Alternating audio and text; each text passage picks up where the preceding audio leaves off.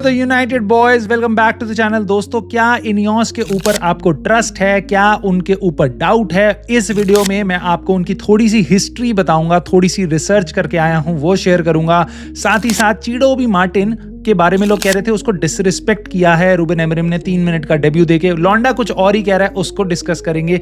Greenwood शायद हमें वापस बचा सकता है इस समर ट्रांसफर विंडो में, उस पर बात करेंगे। दोस्तों, टेन हाग ने हैरी केन को टारगेट किया था बट यूनाइटेड ने उसको साइन नहीं किया, ये बोला है बेनी मैकार्थी ने। इस पे डिस्कशन होगी और साथ ही साथ एक बड़ी न्यूज, क्या कतर अभी भी इंटरेस्टेड है, क्या शेख जसीम अभी भी इंटरेस्टेड है, इस पे डिस्कशन करेंगे। सो दोस्तों, बहुत ही प्यारी लगेगी आपको ये वीडियो और प्लीज लाइक दबा देना अगर लगे तो, और सब्सक्राइब कर लेना, ये आपका सपोर्ट होगा इस छोटे से चैनल को। सो इससे पहले हम आगे ही बढ़ जाते हैं। दोस्तों, फर्डिनैंड की बात कर लेता हूं मैं सबसे पहले। तो लॉन्डा कह रहा है शायद एक गेम जीतेगी यूनाइटेड पूरे प्रीमियर लीग में for the rest of the season. देखो, यूजुअली मेरे को बिल्कुल आउट ऑफ द एस लगती हैं इसकी बातें फर्डिनैंड की, काइंड ऑफ ये भी है, बट कहीं ना कहीं कभी कभार तो आप डार्ट फेंकते रहो, कभी कभी तो आपका तीर निशाने पे लग ही जाता है, ऐसी सी बात है। मुझे भी ऐसा लगता है हम 2, 3, 4 गेम जीतेंगे इस सीजन में इंग्लिश प्रीमियर लीग में। Just wanted to call it out कि फर्डिनैंड ने ये खुल के बोला है कि एक गेम जीतेगी United for the rest of the season. दोस्तों, एरिक टेन हाग की बात से मैं आपको बताता हूँ। बेनी मैकार्थी जो यूनाइटेड का स्ट्राइकर कोच था जब एरिक टेन हाग हमारा मैनेजर था, उसने बताया है कि Erik ten Hag really did not want to sign Rasmus Hojlund. Number 1 priority उसका रास्मस हॉयलैंड नहीं था, उसका नंबर 1 प्रायोरिटी था Harry Kane. He was insisting on Harry Kane, he wanted Harry Kane. उसके अलावा जो उसके ऑल्टरनेटिव थे वो थे विक्टर ओसिमन को ले आओ, अगर हैरी केन नहीं तो विक्टर ओसिमन को ले आओ। वो भी नहीं है तो शायद वो रंडेल कोलोमुआनी को भी इंटरेस्टेड था देखने में। और हमने उसकी 3rd या 4th प्रायोरिटी जो उसकी टॉप लिस्ट विश लिस्ट में से उसको स्ट्राइकर ला के दिया, या यंग स्ट्राइकर रास्मस हॉयलैंड की शेप में, जो पहले सीजन में तो अच्छा करा भी उसने एरिक टेन हाग के साथ, बट इस सीजन वो काफी स्ट्रगल कर रहा है। ऑफ कोर्स पूरी टीम ही स्ट्रगल कर रही है, but that kind of gives you an idea कि इनियोस या फिर आप कह लो उस टाइम पे ग्लेजर्स कैसे रन कर रहे हैं क्लब को। अगर मैनेजर किसी को चाहता है कि भैया मैंने देखो पहले सीजन में तुम्हें ट्रॉफी दी है, अब मुझे एक बढ़िया स्ट्राइकर दे दो ताकि मैं टीम को आगे ले जाऊं। आपको याद मैं दिला देता हूं, एरिक टेन हाग अपने पहले सीजन में हमें कैरेबाओ कप में तो जिताता ही जिताता है, छोटा कप है, बट हमें प्रीमियर लीग में 3rd नंबर पे उसने फिनिश किया जब यूनाइटेड उससे पहले 7th नंबर पे फिनिश हुई थी, ठीक है, एक सीजन पहले। और उसको पूरे टाइम मतलब वो उसको इंजरीज वगैरह का कंसर्न हुआ था, बट वो मांग रहा था भाई एक हैरी केन दे दो मेरे को, विक्टर ओसिमन जैसा स्ट्राइकर दे दो, मैं इस टीम को नेक्स्ट लेवल पे ले आना चाहता हूं। बट हमारी मैनेजमेंट ने उस मैनेजर की भी टांगे काटी। और does it sound familiar? Yes it does, क्योंकि इस बार भी हमने अपने जनवरी की ट्रांसफर विंडो ऐसे ही जाने दी, प्लेयर कम कर दिए स्क्वाड से rather than supporting the manager in what he requires. उसको एक प्लेयर मिला है और एक लेफ्ट बैक जो हम 1.5 साल से वेट कर रहे थे। So this is no surprise to me, but it is really good to know कि यूनाइटेड के अंदर जो ऑलरेडी फर्स्ट टीम के साथ काम कर चुका कोच, वो आके बात खुले में बोल रहा है यूनाइटेड की मैनेजमेंट पे भाई बहुत बड़ा सवाल खड़ा करता है। चीडो बी मार्टिन पे भी लोगों ने बहुत सवाल खड़े किए थे कि रूबेन एमरिम ने काइंड ऑफ डिसरिस्पेक्ट किया। आपको तो पता ही है आजकल मीडिया का अटेंशन पूरा रूबेन एमरिम डाउन करने में लगा हुआ है। कह रहे हैं कि क्या किया, उसको क्यों नहीं खिलाया, 3 मिनट का डेब्यू उसको डिसरिस्पेक्ट किया। 17 साल के लौंडे को डेब्यू दिया है, वो डिसरिस्पेक्ट हो गया, ठीक है। सो लॉन्डे ने खुद ही आके बोल दिया चीडो बी मार्टिन ने कि देखो मेरे को बहुत बुरा लग रहा है कि हम हार गए, हमारी टीम हार गई, बट मैं बहुत ग्रेटफुल हूँ यूनाइटेड के लिए, रूबेन एमरिम के लिए, कि बेसिकली मेरे को और मेरी फैमिली को ये मोमेंट दिया। मैंने पहले ही बोला था जिस टाइम मैंने पहली बार ये कमेंट सुना था कि उसको डिसरिस्पेक्ट कर रहे हैं, मैंने कहा था ही वुड बी ग्रेटफुल। भाई वो खुश हो रहा होगा, पागल हो रहा होगा कि मेरा सपना पूरा हो गया, मैं किसी एक टॉप क्लब के, कह सकते हैं बीबी टॉप, उसके दिमाग में तो टॉप ही होगा, खैर टॉप क्लब में मैंने डेब्यू कर लिया अपना सीनियर का। This is like my life का अभी तक का हाईएस्ट मोमेंट। तो ये था चीडो बी मार्टिन का कमेंट जो मैं आपके सामने लाना चाहता था। Before I dive and dissect Ineos leadership eight other football clubs, greenwood के बारे में मैं बात करता हूं, क्योंकि ग्रीनवुड एक लाइफलाइन है भाई, जो it's a gift that keeps on giving, ठीक है। बार बार उसने हमें बचाया, आप ऐसा कह लो। लॉन्डे को हमने बेच तो दिया, 25 मिलियन में हमने उसकी डील तय करी थी जो बहुत इंपॉर्टेंट थी हमारे लिए पिछले सीजन, क्योंकि हमने फिर उसको पैसे को यूज करके बाकी साइनिंग करी थी एरिक टेन हाग के अंडर, राइट। और प्योर प्रॉफिट था क्योंकि वो हमारी अकेडमी का प्रोडक्ट था। ऑफ कोर्स अगर आप फॉलो कर रहे हो उसको, he is really killing it in league one. Marseille के साथ वो काफ़ी सही खेल रहा है और भाई उसको इंटरेस्ट आ रहा है उसका पीएसजी से। पीएसजी चाह रही है उसको लेना, 60, 62, 65 मिलियन यूरोस और पाउंड्स की बिड मार रही है वो ऐसे रूमर्स आ रहे हैं पीएसजी 60-65 मिलियन पाउंड दे सकती है आपकी मार्से को ग्रीनवुड को खरीदने के लिए। और भाई यूनाइटेड पे 40 to 50% उसका सेल ऑन क्लॉज है। जो भी ट्रांसफर फी होगी फ्यूचर की उस पे हमारा 40 से 50% का कट हमारे को मिलेगा। What does that mean? 40% मिलेगा तो 24 मिलियन से लेके 30 मिलियन के बीच में 50% जो बनता है, सो हमारे को 25-30 मिलियन के आसपास पैसा मिल सकता है अभी भी, अगर ग्रीनवुड सेल होता है जैसे ट्रांसफर रूमर्स आ रहे हैं, अगर वो कंप्लीट होते हैं, वो पीएसजी जैसे बड़े क्लब में जाता है, चैंपियंस लीग कंसिस्टेंटली खेलता है, तो भाई हमारे को 25-30 मिलियन मिल जाएंगे, which could be really really really good.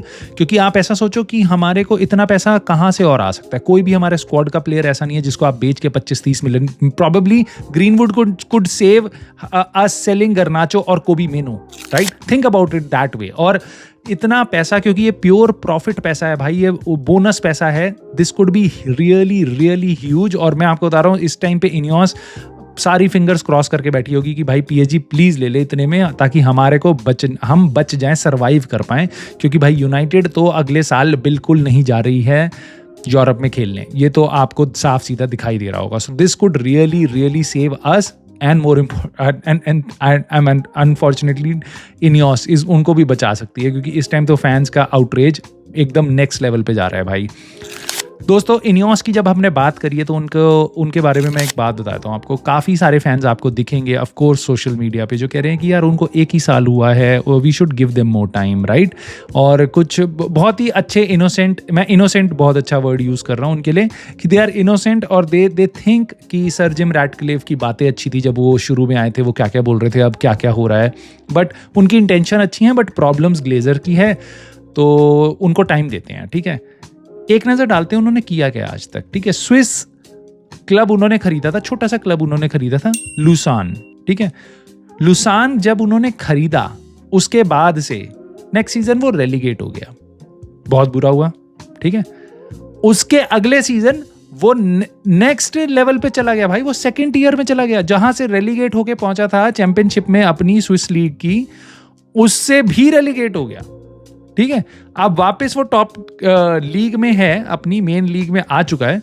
But that tells you कि एक छोटे से क्लब को तुमने खरीदा, जो तुम बिलियनियर हो, तुम पे इतना सारा पैसा है, इतनी रिस्ट्रिक्शन नहीं है, और वहां पे कोई बहुत ज्यादा ईपीएल की तरह इमेंस कंपटीशन नहीं है कि कोई क्लब ऑयल मैनचेस्टर सिटी ने खरीदा हुआ है, न्यूकासल ने खरीदा हुआ है, ऐसे ऐसे क्लब से आप पंगा नहीं ले रहे हो। वहाँ छोटे क्लब्स हैं, उनमें भी आपका क्लब रेलीगेट हो रहा है, उसके बाद सेकंड डिवीजन में चला जाता है, उसके बाद लाके आप उसको मेन लीग में खिला रहे हो। अभी भी वो कहीं पे भी दूर दूर तक टाइटल को compete करने के लिए तैयार नहीं है। अब आप कहोगे कि भाई टाइम तो लगता है, 2017 में खरीदा था लॉन्डो, 7-8 साल हो चुके हैं, 7-8 साल हो चुके हैं उनको, ठीक है। सो ये है उनका बैकग्राउंड इनियोस का, ये है उनकी फुटबॉलिंग इंटेलिजेंस, ये है उनकी इंटेंट, सारी बातें। अब कहोगे चलो यार ये तो एक्सेप्शन हो सकता है, नीस को देखते हैं, ओएनजीसी नीस को देखते हैं। उनके आने से पहले ओएनजीसी नीस कभी 3rd, कभी 4th, कभी 7th, कभी 9th, कभी 4th, ऐसे आती थी, 3rd, 4th। उनके आने के बाद ऐसी उम्मीद थी कि 2018-19 में जब उन्होंने नीस को खरीदा था कि भाई ये क्लब अब compete करेगा, सर जिम के वर्ड्स थे कि ये अब हम इसको यूरोप में बड़ा क्लब बनाएंगे, इसको हम बहुत सारा पैसा लगाएंगे, इसको हम टाइटल जिताएंगे, फ्रेंच लीग डोमिनेट करेंगे, ब्ला ब्ला ब्ला ब्ला ब्ला। उनके आने के बाद 5th आ रही है, 9th आ रही है, 5th आ रही है, 9th आ रही है, 5th आ रही है, 9th आ रही है, ये चल रहा है नीस का, ठीक है। दोनों क्लब्स में एक चीज लेकिन कॉमन है, फैंस दोनों क्लब्स के एजिटेटेड हैं। वो कह रहे हैं कि इनके जो डिसीजंस हैं वो फैन सेंटिमेंट को हर्ट करते हैं, इनियोस के। Does that sound familiar? Does that sound like a club जहां के फैंस अब एजिटेटेड हैं कि भाई तुम कोबी मेनू और गर्नाचो को बेचने की बात कर रहे हो, भाई तुम टिकट के प्राइसेस बढ़ा रहे हो। एक ऐसा क्लब है ना जो नया उन्होंने खरीदा है, ठीक है। सो बिल्कुल डेजा वू चल रहा है भाई, जो actual history is repeating itself. So whatever they have done there, ठीक है, I think it is worse what they are doing at United, and it is going to be worse by the plan, मतलब ऐसा कोई उनकी intention खराब नहीं है, ना उनमें अकल है फुटबॉल क्लब को रन करने के लिए। भाई वो साइकिलिस्ट को लेके आए हैं कि भाई तू बता क्या करे, उसका स्ट्रेटेजिक रिव्यू ही नहीं खत्म हो रहा डेव ब्रेल्सबर्ग का, ठीक है। उसके बाद वो कभी डैन एशवर्थ को लाते हैं, कभी हटाते हैं, कभी वो टेन हाग को लाते हैं, हटाते हैं, टिकट प्राइसेस रेस कर रहे हैं, सब कुछ कर रहे हैं, ठीक है। और wait for the main point जो भी मैं बोलूंगा भाई, उनकी ओनरशिप पे।